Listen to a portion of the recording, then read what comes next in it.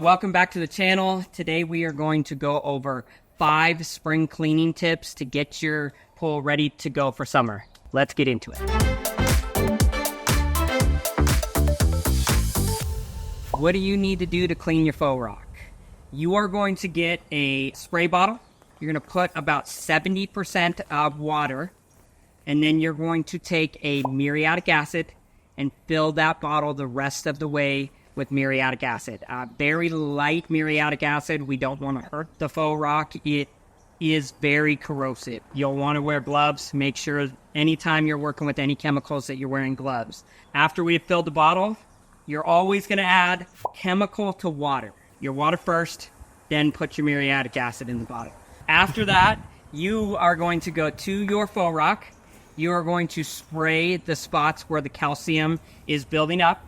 You can actually see it as it's working. It'll foam up a little bit white. I have a very non-abrasive brush that we use that you would want to get to kind of just barely scrub it. Then you are going to spray the water and the acid off of your faux rock. The acid, if it sits there for too long, it will eat a hole in your rock, in your concrete. Basically, it's a very, very corrosive chemical, so you don't want to let it kind of set and dig in for too long. Is it okay if your acid and your calcium runs into your pool? Yes, it is. As you're seeing the foam, it's probably going to run into your pool. Nothing you need to worry about. Usually that little bit of muriatic acid will not hurt your balance on your chemicals, especially your pH. But if it does, you will use a soda ash or a sodium bicarb to balance your pH and your alkalinity back to where it was. If you do have pretty thick calcium buildup on your faux rock, it will take a little bit of a process to get that calcium off. So take your time, make sure you're spraying down that rock after you spray that acid every 20 or 30 seconds, and then reapply that acid. Do a little bit of scrubbing again, spray it off. Just don't let that acid sit and eat into that rock for too long. Number 2, tile cleaning. First thing you are going to want to do, go to your local grocery store, Walmart, any place that's going to sell a Mr. Clean Magic Eraser. They work great. Get it a little bit wet, and then you're basically just going to rub it nice and easy over the top of your tile.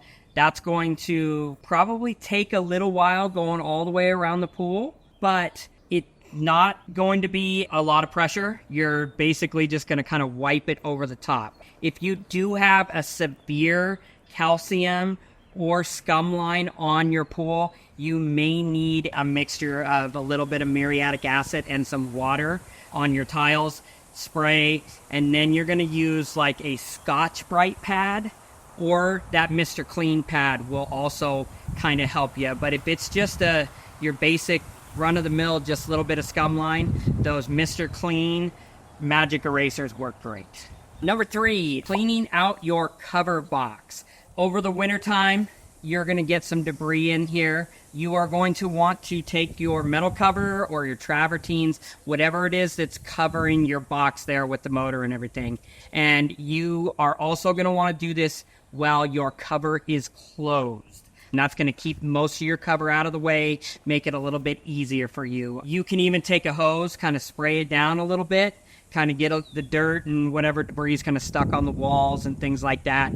And then you are basically going to go get your run-of-the-mill shop vac, and we're going to just get that shop vac down in there, suck everything out of there, and just make sure that everything's kind of clean in there. That's going to help you with, if you have some water buildup in there, if your drain's not draining right, you're going to keep all your electrical and things like that are in your cover box dry so that you're not having any issues opening your cover. It's also going to help your motor last longer, keeping debris out of that. And it'll also keep your cover a little bit cleaner as well. The top of it, when you roll it in, if it starts getting some of that dirt, as you roll it out, it's going to, get dirty. So that's going to just help you keep your whole cover working properly and looking good. Number 4, cool little trick for spot acid washing your little small stains that you might have on the bottom of your pool without draining the water. in your pool. Sometimes you're going to have some metal in there, bobby pins, screws, anything metal that's going to cause a little bit of rust stain on your plaster, or maybe it's just a little bit of dirt stain that's causing some of your staining. What you are going to want to do is grab a 2-inch PVC pipe. Make sure it's long enough to where you've got quite a bit of the pipe out of the water. This works really good in the shallower parts of the water. The deeper, it will work. It just takes a little bit more time. As your muriatic acid sinks down, you will see it start to come out of the bottom of the pipe. At that point, you will want to move your pipe over and take either a 50-50 brush, or you can even use a solid wire brush, and just scrub that stain just a little bit. It may take 2 or 3 times for you to be able to get that stain, but it will come up. Once you've got that stain where it's gone or where you're happy with it, you're going to want to check your chemicals and make sure that your pH is balanced. First thing you're going to want to do is test it. Check your pH and your alkalinity. Your alkalinity is the first thing that you would want to get balanced, which is going to be with sodium bicarb. Add whatever, amount of sodium bicarb according to the size of your pool, and then wait probably about 15 minutes, let things circulate, come back, retest, and check and see where your pH is at. If your pH is still a little bit low, soda ash is going to be what you're going to use to get that pH back up. Number 5, your calcium flakes that could be in your pool. If you go out to your pool and you're seeing these little white flakes kind of floating around in your pool, maybe in your skimmer basket, maybe even in your filters when you're cleaning your filters out, that's going to be like a calcium scale. And basically what that is caused by is either your salt cell's dirty, if you have a salt cell, which at that point your salt cell will need to be cleaned. If it's not your salt cell, you are going to want to test your water and make sure your pH is in balance. High pH is your main cause for calcium. Calcium gets into your pool, your pH goes high, and it all just kind of starts clumping together and will basically make little flakes in your pool. If you are getting those calcium flakes, I would highly recommend taking your water into a pool store to have it tested to see where your calcium hardness is, to see where your pH is,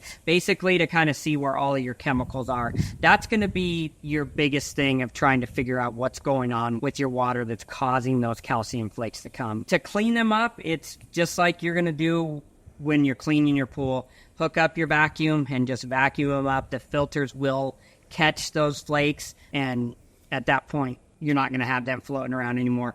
Also, there is a product called Scale Tech that you can put in your pool that will help dissolve that calcium and make it to where you don't have as many of those flakes. When would I recommend using Scale Tech? Honestly, it's actually kind of a preventative thing that you can put into your pool before summertime starts, and that's going to help you keep those calcium flakes out of your pool, and it'll also help keep your tiles clean as well.